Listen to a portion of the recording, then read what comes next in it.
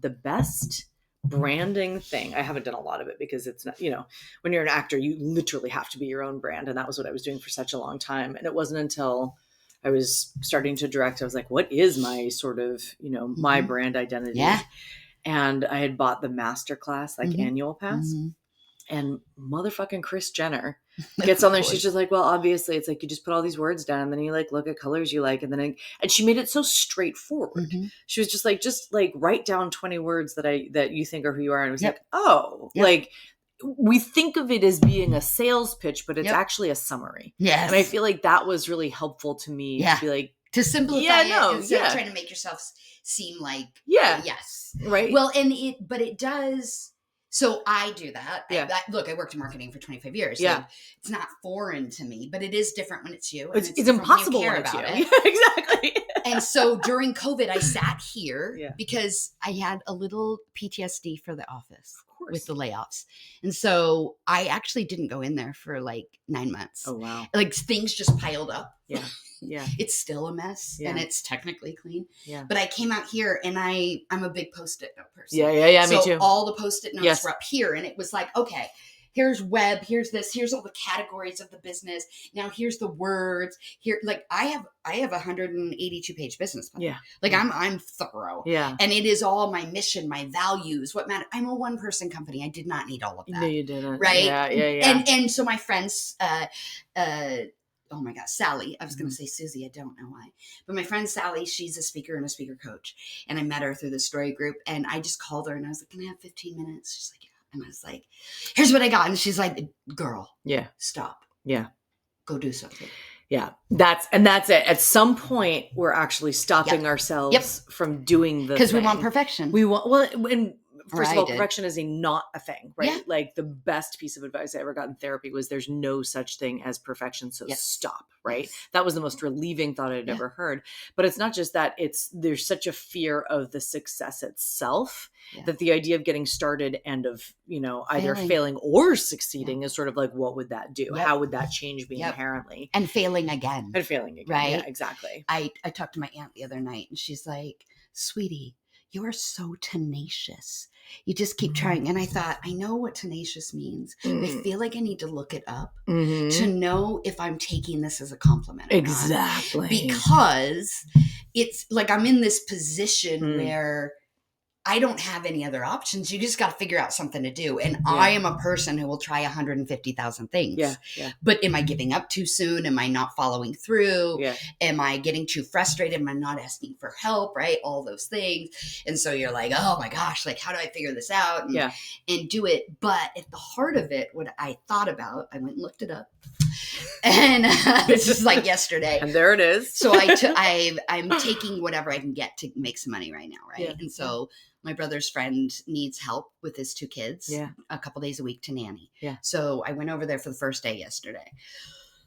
I'm not built to be around kids all the time. And I love them. I'm the best aunt ever. But my brain needs a little bit something different is what I would say. Yeah. And I have apparently very real thoughts on how people should parent their children, which is not allowed. It's not going to work for a nannying situation. It's just not going to work. Yeah.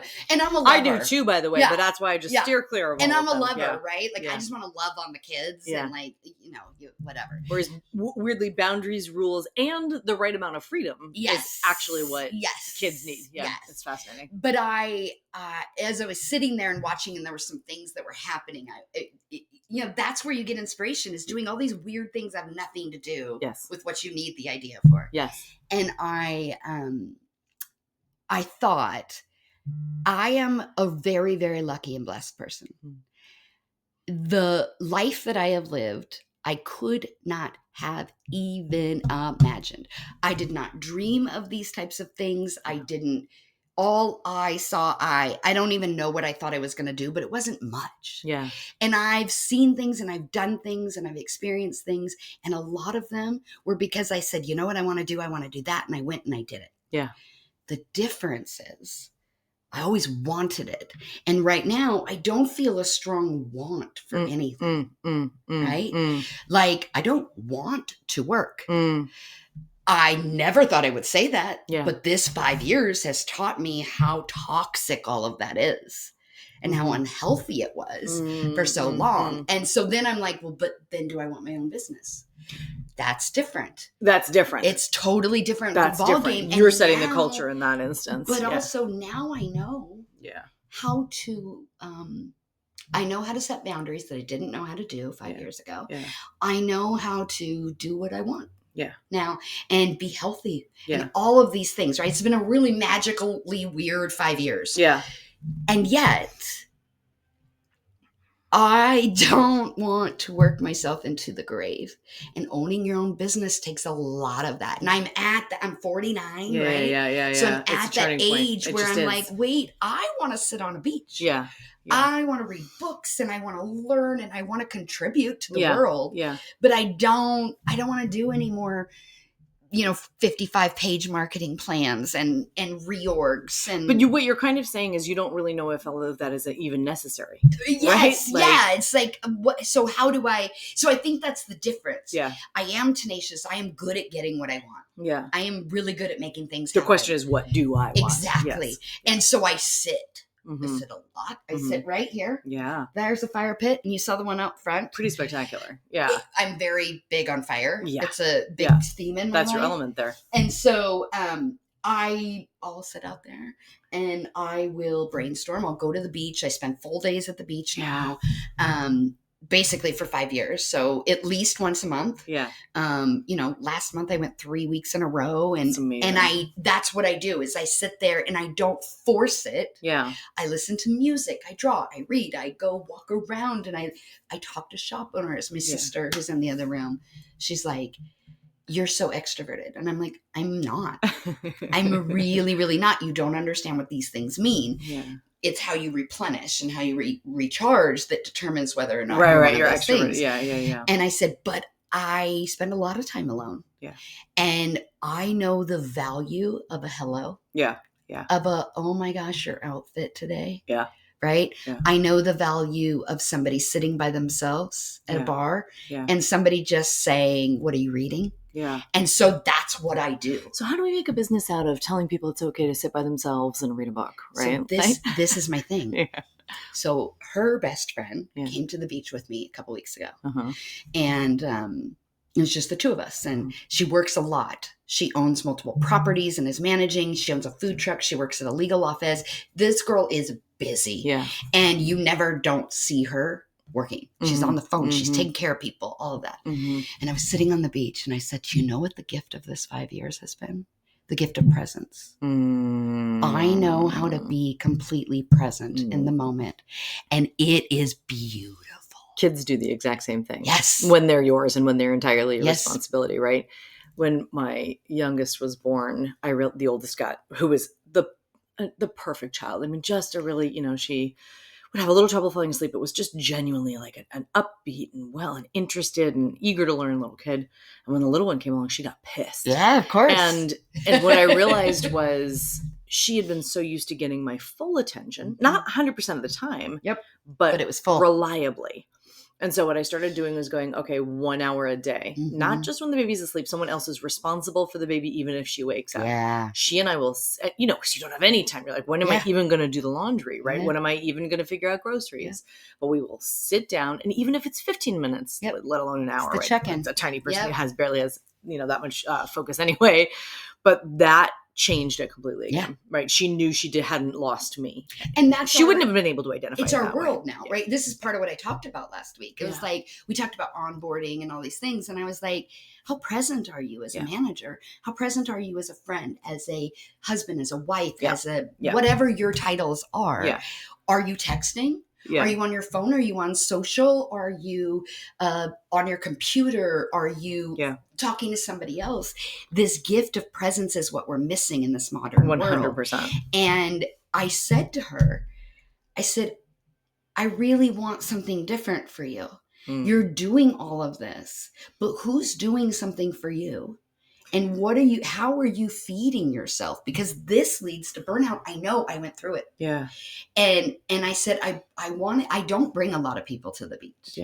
I'm very select with who I will, because I want to do the beach the way I want to do the beach. And you're not going to mess up my shit. Right. And so I said, And I was nervous about her. Yeah. But I said, I just want, even if we're here all day, if you can't do it all day, I want you to have 1 hour. Yeah.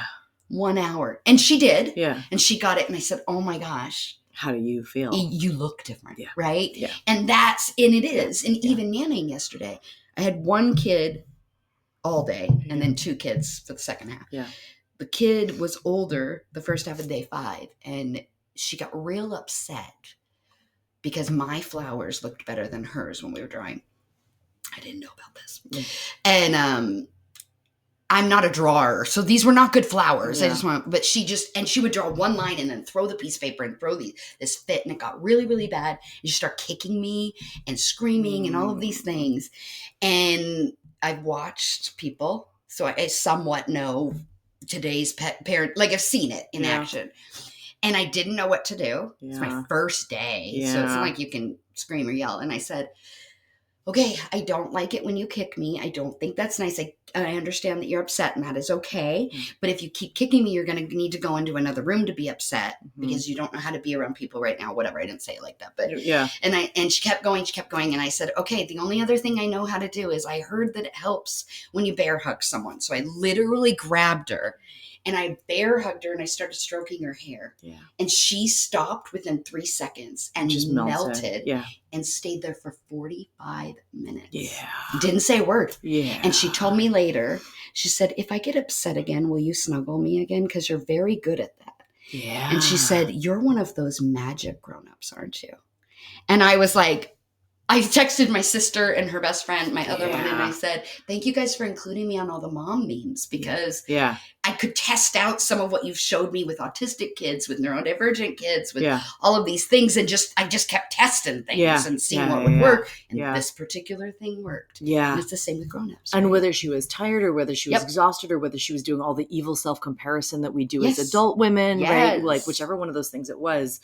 Or if she just hasn't gotten to the place where she's comfortable with learning. Yes. Right? Like all of those things were permission granted. You're actually okay because of the bear hug. And that is what I say to all the kids in my life whenever they cry. Yeah. And I said it to her. I said, it's really good for you to cry. Yeah. Like it's totally okay. Yeah. Get it out. Like, let's just let it go. Cause I'm a sensitive grown up. Yeah. But I was a very sensitive kid, supposedly. I'm exhausted by that though, because what does that mean? I'm apparently identified as too much, right? Something, yes. Right? It's a spectrum. It's my least favorite word in the English dictionary. Exactly. T-O-O. Exactly. Yes. And I feel like, in a world where you're relying on me for creativity and bringing the magic, right? And all these things, you are also going to have to deal with the idea that brings higher and lowers, right? And that shouldn't be looked at as negative. It should be great. Now what's happening? And that, for me as an aunt, is what I have learned is I'm trying to be the support I wish I had. Yes. Exactly. So when I see, I have one particular nephew, niece, whatever. Everybody knows they're all boys except for one new one that can't talk yet. So my nephew, just in case we use this, I thought I should say that. Yeah. He's very, he cries very easily. Yeah. And it's harder for other people to identify or understand or come down. And we had a conversation once where I said, hey, if you don't want to talk right now, you don't have to talk. You can just cry. If you want me to stay in the room, I'll stay in the room. Yeah. If you want to be by yourself. Yeah. But at some point, we've got to get up and go back out. And talk about, And he said, can you stay? And I stayed, and he sat in my lap for a very long time. Mm-hmm. And then, but he looked at me when I said it was okay to cry, as if I said something he had never heard before. Yeah. And right? I just saw this thing, God bless it, online, right? That was like, someone was talking about speaking to boys and the little boy saying it wasn't fair that we were saying that girls deserved more attention. Mm-hmm. And she realized what they meant was we also need to retrain the boys to be allowed to be soft. Yes. And to be allowed to cry. Yes. And to have big feelings and wonder and not know. Yes.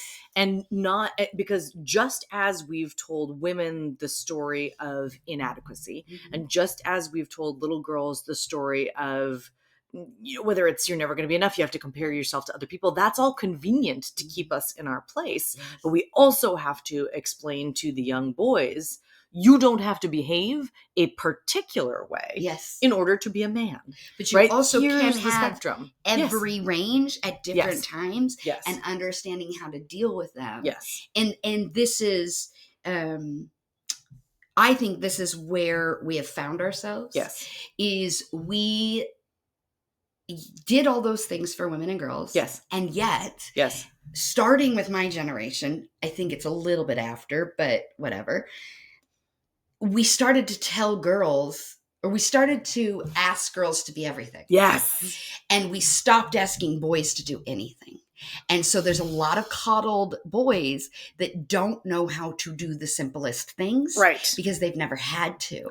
And that's not the boy's fault. And I'm also not blaming the parent. 100%. Because we didn't know what we didn't know. We were trying to equalize. I think that's exactly right. Yes. Right. The idea of, as a girl, right. And I'm deeply bothered by this phrase, right? You can have it all. Yes. Guess what? You can't, right? Like, whose definition of all are we using, right? Is it going to be the thing that I want to have in my life, or is it what society defines as me being successful financially? Like, what does that even mean, have it all? But we continue to tell boys the same story we've been telling of, you're expected to be the provider, you're expected to be the strong one, you're expected to be, And then we told our girls, you don't want that. Certainly you can't cry. By the way, when I cry, 98% of the time it's anger, right? And I feel like we still confuse what's appropriate and not appropriate and put it into categories that aren't my choice of category, but somebody else's like definition of who I'm supposed to be. And I think that I absolutely believe that, in your rebrand and all of those things, like that's the idea. How do we rebrand society? Yes. How do we actually come back into community and because I also am very concerned that in our individualizing, right, which how wonderful that we now celebrate many different kinds of people. People are going inward instead of communal. Yes. So anthropologically, we are supposed to live in cultures of 100 people or less. And we don't now, right? But then, and this is funny because I literally this week was sitting out there on my patio and I was thinking, okay, so that was what we were supposed to do. And what happened is children were not raised by one person. They were raised by the village, right? So now we've taken all of that away. We've created this individualism, these boundaries, because people are bastardizing what boundaries mean, and mental health, in my personal opinion. And we have made it so that we actually don't know how to be in community, and we don't know how to support each other or lift each other up, and we don't know how to have real conversations. And so instead of conversations, we have sound bites. And then we go home and we fester and mull on the sound bite that we heard. That might not have been the sound bite that was intended. And didn't have enough words on it to express itself better. That makes absolute sense. I think there's also, I do think the benefit of living, I was in Los Angeles for 20 years and I'm happily back in Portland, but it was good for me to be in an even bigger space. Because actually what I found living in an even bigger city was that I still found the 100 people that mattered to me. Right? I don't think I was ever meant to be in the grandiose version of Los Angeles. Right? I wasn't quite the deeply successful television actor. I was okay in the commercial world, but I knew I had this like indie passion. And when I found those people, that's when my life started to gel. Right? And so the question is, I think that the benefit of the big city life is that actually within there, you not only can find your 100 people or your appropriate community, but you learn in a much greater way to live within the context of, there's Koreatown over there. There's Filipino over there. My neighbors over there throw parties, and that's the way their culture does it, right? I'm not going to allow myself to get frustrated and upset about it. And I find sometimes in the smaller the place is, their assumption is that the way we do things is correct. Instead of the way we do things is the way we do things, right? And that's fine, right? Like I'm saying, by all means, do it that way. But your hatred of someone who doesn't look like you or smell like you or, educate their children the same way is not the same thing as they're wrong. Right? They're simply doing it a different way. Totally agree. Right? It's so interesting because we've been talking, I don't even know how long because my glasses aren't on. So, and I don't know what we're going to use what we'll use and what we're not. But I'm going to introduce the conversation now and say welcome to Wait, Hold Up, What? This is my friend Anna Campbell. And she has all of these like adjectives to describe who and what she does. Writer, director, producer, actress, a business owner, brand, mother.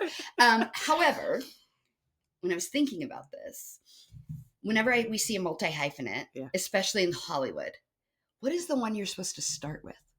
Well, that was really, when I first moved to LA, we were not allowed to be a hyphenate at all, let alone a multi-hyphenate, women, right? Or just people. Even there, it was sort of a pick your lane, right? If you're going to be a producer, you're going to be a producer. If you're going to be a director, you're going to be a director. You're right. It probably was easier for men, but I remember being absolutely told, don't tell people you write scripts too. That's like embarrassing for you. And thinking, oh, okay. So I have to tell people, like, define narrowly who I am, which was never going to work for me. So I think that the one that most appeals to me these days is director, because that's the person who gets to choose which story is told and how. And it's also the lane you are currently knee deep in, right? Yes, that's true. But I think, for many, many, many years, I always thought what I wanted to be was an actor. That was, when I first was a big feeling child and needed a safe outlet for those big feels, the theater is the most special place for that, right? You're expected to find the outermost ranges of your emotional capability and go there comfortably and know you can come back. And so did someone push? No. Okay. No. My sister was sick when we were little, and so she's all better now. Everything is fine, but we were really little, and all of the attention focused on her. And that wasn't a thing that my parents were doing to neglect me. Nothing like that. My parents are wonderful people, but I would stand there and go, I wonder how I can get some attention. And so I found a very healthy way to do that. I think that if we're really analyzing it, I have yet to meet an actor who didn't need a kind of attention that they weren't getting at some point. It's a human need to be loved and taken care of in the way that you need to be. And so again, having the big feelings and needing just someone to notice that I was doing a good job at the same time with my type A, perfectionist personality, which we've now eliminated. Not the type A, but the perfectionism. Right? What ended up happening was that the theater was a place where someone would hand me an opportunity to do a really good job memorizing lines, feeling big feelings, and spreading that, publicly out into the world. And you got feedback. I'd get applauded and people would bring me flowers, and that seemed great. So I think that's why I got into acting. But 20 years into my career as an actor, and, I was very careful about the way I went about it, because I knew that if I wanted to change directions, I didn't go to a conservatory. I went to, a classic undergraduate education, but with a theater degree, so that I could use that degree for other things ostensibly if I wanted to. Not that I ever changed my direction particularly, but the idea that I was not choosing to tell the story really started to get me down, that I was actually begging for jobs on other people's projects. So was it that entirely, or was it that you felt you had stories to tell that you weren't seeing? Both. Okay. Both. Okay. I think, look, the audition process is getting really, really, really comfortable hearing the word no. Yeah. Right. 98% of the things we go out for, either we're not right enough for, our hair's too curly for, we're too weird for, right? You pick the adjective. You're not a brunette. You're not a blonde. You're too booby. You're not booby enough. Right. Like, there's a million reasons you can hear the word no, and you get really comfortable with, okay, there's places where it's not my place. Perhaps also some of that cultural finding your way through, but that also wears on you. Yeah. And when I realized I hadn't found consistently a place where other people wanted me in their stories, I was like, but I still want to tell them. And that's when I realized how many stories I had to tell myself. This is what I wanted to do for a living, was be an actress. And now, I don't think that's fair to say, because as I speak a lot about, we completely talk about what we want to be when we grow up in the wrong ways in the world, not just in this country, but in this world. We see a kid right? Maybe we don't have kids, so we're just trying to make small talk. And, you can only go, what are you, 27? So many times when they're 6, right? And they're like, no. So you ask, what do you want to be? Or do you have a boyfriend? Do you have a girlfriend? Whatever, right? Put them in the boxes right away. Right. And when you were, let's say 10, let's just make a round number. Yeah. So you talk to a 10-year-old and you say, what do you want to be when you grow up? But the 10-year-old has only seen 10 jobs. Yes. Right? Yes. So they know an actor, they know a singer, there's doctor, there's nurse, there's fireman, policeman, veterinarian is real high up there, astronaut. Yeah. At least in our generations, because the space race and all these things and the Challenger, all that kind of stuff, right? And so there was this LinkedIn survey, this is so many years ago, I mean like more than 10, where they said, they asked the surveyors, how many, or what did you want to be when you grew up? And those 10 showed up. And then they said, are you doing it? And 8.9% of the respondents were doing something in the lane of what they wanted to do when they were kids. But the problem is we're immediately saying, with your limited knowledge, your brain still has almost 20 years to develop. What do you want to be? Pick a lane, go there right away. And even when they're 18, like our whole process is so messed up. I agree. We don't say, what do you like to do? Yeah.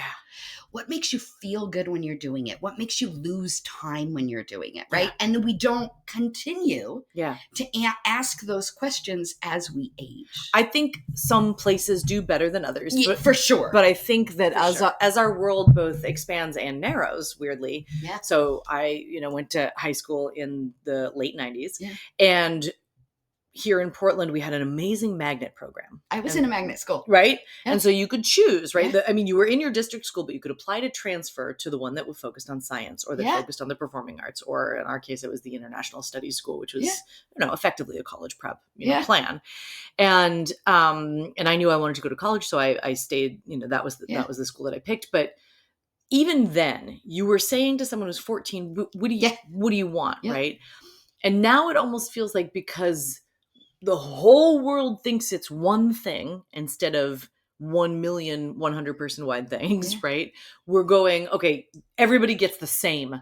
Everybody gets the same. And I think that is the biggest mistake. It is. That we're making. It is. And, when I speak at schools, I show them what my career journey has looked like. Yeah. So I go through it. I'm like, I wanted to be an actress. You know what happened? I actually wanted to be on Broadway. That was the dream. Yeah. Okay? That was the first dream. Yeah. And then the second dream changed to I wanted to be on SNL. I mean, I'm a big, huge SNL person. So then 6th grade, I get up on stage. I get the solo in the choir concert. So good. And I get up and I open my mouth and I proceed to throw up. But I closed my mouth, and then I had to decide, do I swallow it and sing, or do I run off stage? I ran off stage. Yeah. I did not end up on a stage again until I was 28 or 29. Yeah. And it was against my will, and it was giving a speech, right? Now, long story short, I ended up talking about women. I sat on a stage. I said, oh my God, this must be what Beyonce feels like. I found it, right? And at that point, I'm 37, 38. And I'm like, well, now what? Yeah. Right? And if our conversations, so I grew up being told I talked too much. I was bossy. I had too many feelings. I was too this, too that.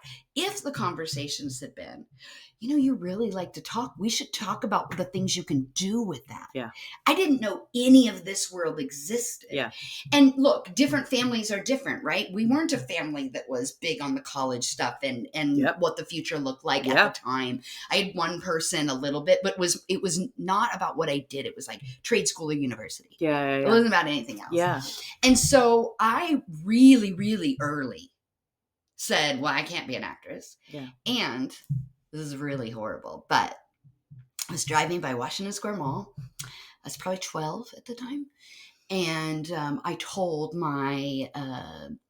some of my family in this little car that we were in that I wanted to be an actress. Mm-hmm. And they said, you have to be beautiful to be an actress. And you are not beautiful. And I said, that's not true. What about Roseanne Barr? I'm so sorry, Roseanne, but at the time... No, it's not what she's selling. And at the time, right, selling, I actually think Roseanne is very beautiful. Yes. It's very different. But anyways, and I said, what about Roseanne? Like, she's so... And my dad said, well, she's talented. And you're not talented. I'm sorry, I said my dad. He's not going to listen. And I immediately then said, I cannot ever do this. And I was then put into a different kind of box of like, okay, well, I'm not talented or beautiful. So I have to rework what I do. And I'm probably the most in tune, like movie, music, theater person that you could imagine that has nothing to do in that space and has never really done anything in that space. Like, I see and I think, oh, this kid in you got this opportunity and didn't let the opportunity scare you. So like, were people immediately supportive of it when you decided to do it? Or were you just kind of a fearless type of kid? I think because what I was trying to do was get positive attention. And that was genuinely what it was, right? There were two directions I could have gone, right? In my opinion, in trying to get attention. You can either be the really bad kid who like demands attention because you break shit, right? Or you can be the one who exceeds so much that you're getting such high and you're praise. type A and you're perfectionist, so that makes sense. And mind you, I have an evil streak. Like, you know, it could have gone, it absolutely could have gone both directions. But for me, that was the direction I went. My mom is a watercolor artist. And so art was already in the family, and it really helped a lot that it wasn't really something you could knock as a career path. You know, she'd been a psych major and gone to an Ivy League and like all these things, but she knew for her that the right thing to do was focus her attention on making something beautiful. And so I don't think I was ever told that I couldn't do that. And I felt generally supported, but how do you support a child who's going into the absolute most demanding, impossible, like depressing, like rejection filled, right? Like career path in the world. And there's not a parent alive unless you're already in that industry. Which is why I don't have any angst towards the Nepo babies, right? Me neither. I'm just kind of gotta work harder of them, not because they got to do it and I didn't, but because they were never told it's weird to do that. Right? It's a perfectly acceptable industry, just as, by the way, I could never have been a finance bro. But if my dad had been in, you know, on Wall Street, perhaps I would have just walked in and that would have been the same thing. I don't have any angst about living comfortably in the world that you were offered, right? But trying to find your way through into a world that is not easy to break into was always really interesting. And again, it wasn't until I made my own film that I was like, I see a way I can stay here forever. Right. I see a way that I can carve the path and be the one who hires and brings other people along with a dream and makes other people's lives come true. Right. Tell me if this resonates, but I think there is something now, because I don't want to say our parents' generation. I want to say now. I think there is something now about turning 40 as a woman. Where there's so much out there that gives us permission that didn't used to exist. That you can sit there and say, this is what I always worked for. I'm not sure it's enough anymore. And so now what? And you can sit with that and do something if you choose. 100%. And this is where social media has become kind of a positive force, right? We are now, and don't get me wrong, I do not think of social media as an entirely positive force. Like, just want to be clear about that. But in a world where what I do professionally is tell a story to give you permission to change the story you're currently living in, right? My job is to stretch you emotionally, so that you know it's safe to go just a little further than you were already comfortable. And there's going to be somebody who's going to love you, even if you cry in this moment or laugh out loud in this moment, right? That world gives us permission to say, my experience of parenting, for example, in the instance of my first film, is not an experience I've seen reflected in film and television yet. Right? I've been told I'm supposed to do it this way. I've been told that parenting is this impossible task or this most magical, special, perfect moment. Neither one of those are true. It's sometimes really hard and it's sometimes the best thing ever. And the biggest thing for me was, why is nobody talking about who mommy also wants to be? I don't want to be just mommy. I still want to be Anna, and I still want to have my dreams come true.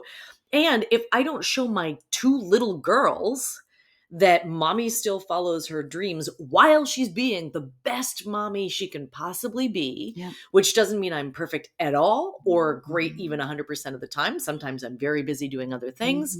Then you can do all of these things too, or you can be enthusiastic about the ways in which you stretch yourself to be the person you are. So, and they see it. And they do, absolutely. But everybody does. Yeah. Everybody who sees a good film that's made to sell an idea or an emotional stretch instead of just popcorn. Yeah, right? Yeah. And I'm not saying that there's every movie place has a theme, for everything. Right, blah, blah, blah, yeah, right. there's a place for everything. But the kind of movie that I love and I've always loved consuming is something that shows me my big feelings aren't scary, and my experience of the world is okay. And it's, a couple years ago I spoke and I did a workshop, and they asked me if there was any industry that I thought was doing a better job at gender and race dynamics. And I made a very controversial response when I said Hollywood. And I get it. I'm a white lady saying that. But the reason I said it is somewhat what I think you're alluding to, and that is social media has democratized so many of these processes that more people are allowed to tell their stories. Yes. But because we now have more than the big three platforms, whether it be TV, film, or even the recording industry, audio, right? Yeah, sure. We don't need 55 million people to be a success. Not at all. So we're seeing this niche content come out. Now, is it enough? We could argue no. Of course, we've got so much to make up for. But all the stats are showing change is happening, right? It's slow because these are big pirate ships of things to move, right? But you have shows like The Reservation Dogs. Yep. You have a show like Mo, which I can't speak enough about. Yep. You have shows like Rami, this new show that is on Netflix right now, the Judy Blume Forever, but seen through a Black family's existence that really talks about the difference of Black motherhood, right? And then you have things like Gerard Carmichael and the beautiful art that he's making. Yeah. But it is sometimes for a select few. But that's always the way it's been. But here's the thing. None of that content that I just mentioned was made for me. Yes. But oh my God, I was in my feels on all of those things because it's the human experience. 100%. So let me take it back one step, because I realized I never finished my thought about the social media, which was now in social media, women of our age are talking about how we didn't actually get everything we wanted. Yeah. And you know what? It's really motherfucking hard to do the laundry and make dinner and, have work the next day and take care of the children. Yeah. And, we haven't trained the men to meet us at the same point, and we're working on that. I'm not angry about it. We just haven't done it yet. And we're talking about, perimenopause and the changes that we go through.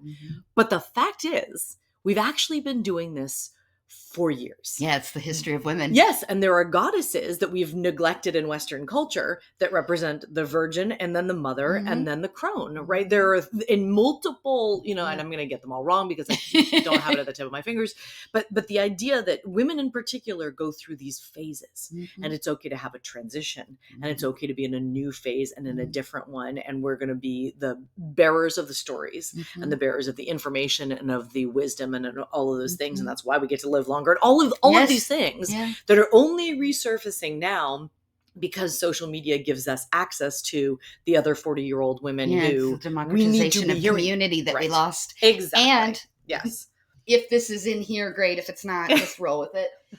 That's, for me, what the origin of the fire represents. Yeah, it is the stories that were told around a fire. Yes, and it was always my favorite thing.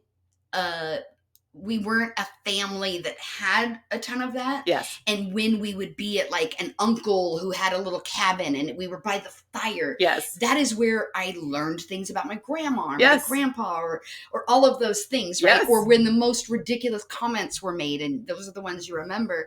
And that's why fire is so important to me. I feel like it is a place where ancestrally we connect or we come. We go like this. Oh yeah. Right? 100%. And it's why it's such a big deal in my life. Like it's literally like when I manage teams. Yeah. On Fridays we do fireside chats. Yeah. And it's 20 minutes, 2:00 in the afternoon, that we're not talking about our to-do list. We're saying, what do you need to leave at work this week? Yeah. Yeah. And what are you going to do over the weekend to get your mind off of it? Right. And it's a way to decompress and recharge. I'm sorry, when you're sitting in front of a fire, you're being fed energy. Yes. I also do, I've dabbled in shamanic journeying, which is such a like white woman's modern age thing to do. But It's exactly the same as the Freudian version of subconscious. Yes. It is a way to access an underneath layer, and we use drumming to do it, which is, we still have amazing access to music, right? There are so many things that we're pretending that's old or that's ancient culture that are actually just being re-accessed in different ways now. And it's not... So we use words like woo-woo, right? It goes back to presence. Yes. Because now there's so much distraction. Yes. And so something like the shamanic process or meditation or drumming or just music in general. Just being aware of nature. Yes. Yes. All the research, 15 minutes in nature, you're going to come back and do twice as much work, right? Yes. This is the thing. When COVID happened, I'm laid off like 2 months before lockdown. That was when I was going to start looking for work. Yeah. Yeah. Good timing. Really good timing. Yeah. So I have worked since I was legally since I was 14 and a half. Yeah. But I worked before, like I babysat, I worked for my dad. Like I would chip up tile at his restaurant. I was always working. Yeah. And all through school, I worked 2 to 3 jobs. I was just a busy person all the time. Yeah. Thought I was lazy. Therapy told me not. Inaccurate. Like the last 5 years have been really eye-opening. Apparently, I had no idea who I was. Type A, perfectionist, very productive. I thought I was the laziest human being on the planet. I'm not even over-exaggerating that. Because I watch a lot of TV. You're learning things. So my sister's like, yeah, but you're like researching when you're on TV. You know every actor and actress. As an actor, right, we make TV so that the stories are shared and told. You're still learning when you're consuming entertainment. Thank you very much. I 100% agree. And with really smart content, you're getting these emotional, intellectual, and sometimes physical aha moments. Yes. That you couldn't unlock, and someone else's story allowed you to unlock it. 100%. Because it's a little far removed. Yes. And so you could say, oh, that's why I've been feeling that way. We call that catharsis, and it's literally what we've been trying to get to since ancient Greek times. The idea of sharing a story so that we go, oh, my body has changed, right? I am having a physical learning and understanding and shift and change is in fact why we sit around the fire and absorb the energy and change each other's minds. And it's the most, like, I feel like when I spoke on that stage and I had my Beyonce moment, all I needed was a fan, right? Yeah. That for me, it was the 6-year-old and the 10-year-old and the 12-year-old who finally got to act on a stage and tell a story. Yeah. And it felt like this coming together of something, or this like purpose-driven thing, right? Yeah. Now, once you find your purpose, it's actually even harder. Yeah. You think it's the search that's hard. No. It's not. Oh, no. It's the activation that's really hard. Look, my first film has taken me, let's say I wrote it in 2019, shot it in 2021, did the music videos in 2022, finally got into a festival in 2024. Jeez. It's not fast. Well, but also, full disclosure, that was during COVID when things 100% and a writer's strike and all these things. Yeah, and the collapse of my industry and distribution chains that have changed drastically in the past 3 years. And, now everything is streaming, and that means there's less money, because if you're subscribing to something instead of paying individually the artist for the ticket, guess what? It's that much harder to make a living as an artist. Everything has changed over the time that I've been making the film. Yeah. That said, right, and it's every time somebody asks me, right, what's the hardest part about making it, I think about, and when I actually go through it, I'm like, what was I thinking? And this was impossible. And why would you sign up to do this? But I don't look at it like that. Yeah. Now that I'm here with a film that I love, that I get to actually put in front of audiences, all I can think is, that was the best thing I've ever done in my life. And I mean every minute of it. So it's a little bit like childbirth that, right? Where it's like you forget all the painful moments, because at the end of the day, you have the precious thing in your hands. And look, by the way, for the listener, we are going to tell you about this movie. I promise. We're just trying to build and build. We're going to end up like running this whole podcast in reverse. We're going to have like 4 episodes out of this conversation. So I think we've conditioned ourselves as a society to not be okay with that. Yeah. The process and the putting out in the world. So it makes sense in an art perspective, right? When you're talking about art, you have this thing, you put your heart and your soul into it, and then at some point it's got to go out in the world and get maybe bastardized or negative feedback, all of those things, right? The world disrupts it in a way. Yes. Because even when they love it, they bastardize it. Well, and they're going to make it their own, right? Yes. They're going and to that's take why it as, it's not about you anymore. It's not about you anymore. And it is. It's about the sharing, but it's also about them figuring out the ways in which they can interact with it. Yes. And so the people who are the most afraid of it are the ones who hate it the most. Yes, of course. Right? If it changes too far the story that they're comfortable with, they're going to be like, hard no. She's annoying. The character's annoying. I'm like, guess what? I'm annoying. Right?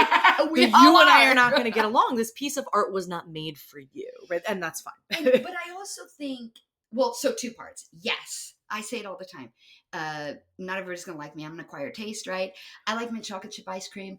My sister thinks it tastes like toothpaste. She's right? wrong. But yeah. I think she's wrong as well. Yeah. Baskin Robbins mint chocolate chip. Some people like pistachio. Gross. Ugh. See, I also like pistachio. Yeah. So, anything green. But it's like, different strokes for different folks. So if my favorite ice cream in the world, the thing that I have grown up with for 49 years, adoring, other people don't like, then it might be possible that some people might not like me. Yeah. Right? And art is that way. Yeah. However, I also think it's really important for us to consume things that on the surface we don't think we're going to like. We get surprised all the time. But outside of art, I don't think we give that same creative process and delivery permission. Yeah. Right? Yeah. So it's like, I worked in marketing. You build this strategy and you build this plan and you're so proud of it. And then you launch it and the business is moving so fast. It's all extinct now and you've got to do something else. Yeah. And I'm not saying you need accolades and applause. No. Yeah. But you need the dialogue. Yes. And that's what I love about art so much is that it sparks conversation between people. Yes. So that we can evolve. Oh, yes. Because like sharks or whatever animal it is, I think it's sharks, if they don't swim, they die. Yes. If we do not learn, if we do not evolve, right, we die. So this is my one political thing, I swear. Make America great again. Yeah. I have a problem with that for so many reasons. Yes. But simply as a slogan, I think if you are somebody who is trying to drive us into the future as a country, then you shouldn't be looking at the past 100% for an example of where we should be. You should be looking at it as inspiration for how we evolve to something better. Right. And looking at it as though that worked better than it's not possible, right? It's not. Look at where we are. Look at where we are. Look at how fast things are moving. Look at how hard things are growing. And if anything, that's just driving a wedge between people and making it less possible to do what I do think America used to be better at than it is right this second, which was forming community. Which was letting anybody who didn't have a safe place to be come and try anew here, right? And build from nothing into owning their business and making a living and yet, being an artist, right? Full disclosure. Yeah. That was still reserved for a small few throughout our history as a country. We like to pretend it wasn't, but it's always going to have been reserved yes. for the few people who have the energy to see it all the way through. It's always going to be that you have the boss and the people who benefit from the people, mm-hmm. right? From the person mm-hmm, who's mm-hmm. had the idea that they want to get behind. Mm-hmm. We actually can't all have the big idea. We just need to find the big idea that we love.